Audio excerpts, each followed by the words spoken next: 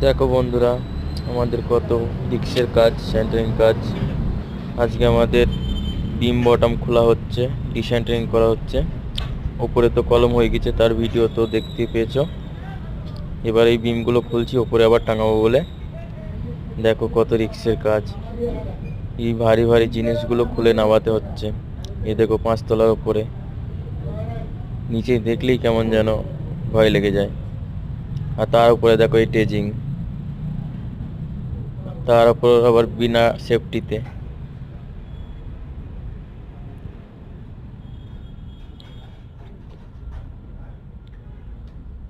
এ দেখো ভাই, কত পরিশ্রমের কাজ। এ দেখো এগুলো এক একটা 70 কেজি করে ওয়েট, এগুলোর নাম স্পেন। এগুলোও উপর থেকে নামাতে হবে।